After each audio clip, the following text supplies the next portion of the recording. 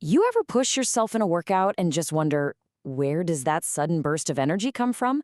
Or, why you can go for a jog for an hour, but feel totally gassed after a single 30-second sprint? Well, today, we're diving into the two incredible and totally different energy systems that power your every single move. I mean, this is a puzzle your body solves every single day, right? The answer is all about two distinct engines you've got inside your muscles. One is built for the long haul, for endurance, and the other, that one's a pure explosive power generator. Getting how they work is absolutely the key to unlocking your performance. Just look at these two activities. On one side, you've got the steady, rhythmic pace of a long-distance runner. On the other, a single, explosive burst of power with that kettlebell. They feel completely different because they are different, all the way down to the molecular level. Each one is tapping into a totally unique energy pipeline that's built for a very specific job. Okay, so first up, let's talk about the marathon engine. The one that's built for endurance. This is our aerobic energy system. So what is aerobic respiration? Well, at its core, it's just the process of creating energy from fuel. But, and this is the important part, with one crucial ingredient: oxygen. You can think of oxygen as the key that unlocks that long-lasting, sustainable energy, letting this engine run cleanly for hours and hours. And the process itself is actually beautifully efficient. Your body takes glucose, which is really just sugar from the food you eat, and combines it with the oxygen you're breathing in. And what's the result? A nice, steady supply of energy, plus two super simple byproducts that your body gets rid of easily: the carbon dioxide you breathe out and water. Simple as that. So this system is your body's absolute workhorse for any kind of low-intensity, long-duration activity. We're talking a long jog, a hike, a chill bike ride. It's incredibly good at burning both fats and carbohydrates for fuel. And to make sure that fuel is ready to go when it's needed, your body cleverly converts carbs into glucose and then stores it in your muscles and liver as these little ready-to-use fuel packs called glycogen. But what about when you need to go from 0 to 100 like right now? For that, your body has to flip a switch to a totally different system, the sprint engine, which is powered by anaerobic energy. And here is the complete flip side. Anaerobic respiration is the process of getting energy from glucose, but this time it's without oxygen. This is what happens when you're working so hard and so fast that your body just can't get oxygen to the muscles fast enough to keep up.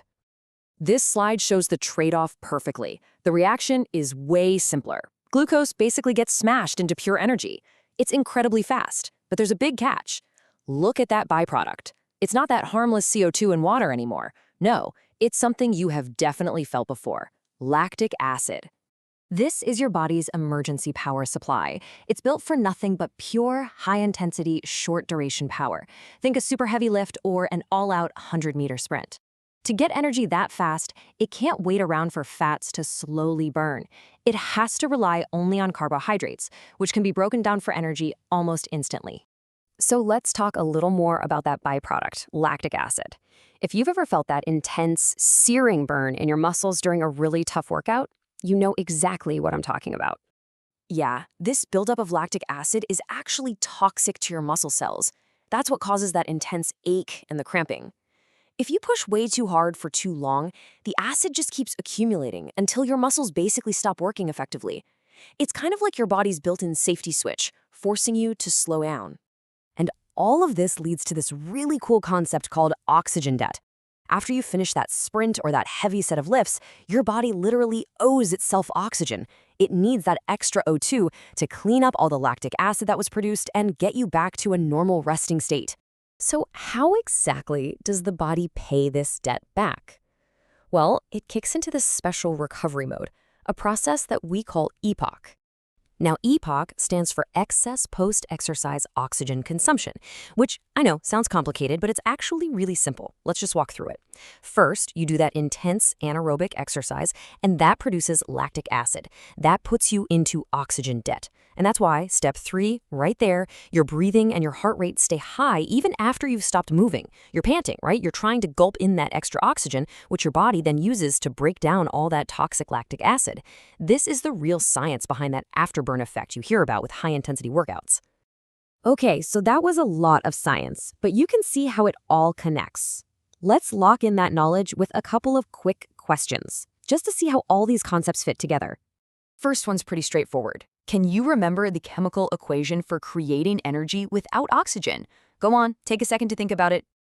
And there it is. Glucose equals energy plus lactic acid. It's simple, it's powerful, and it perfectly explains that explosive, short-term power. And of course, the burn that comes right along with it. All right, next question for you. This one's a little more detailed. What are the main fuel sources for our two different energy systems? And here's the key difference, right here.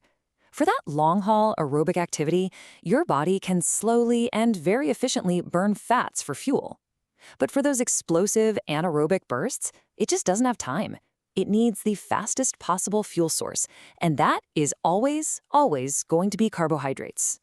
So, you see, your body isn't just one engine. It's this incredibly sophisticated hybrid, and it's masterfully switching between sustainable energy and high-octane power depending on what you ask of it.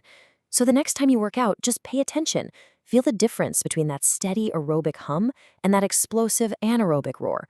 Understanding which engine you're using, that's really the first step to training smarter.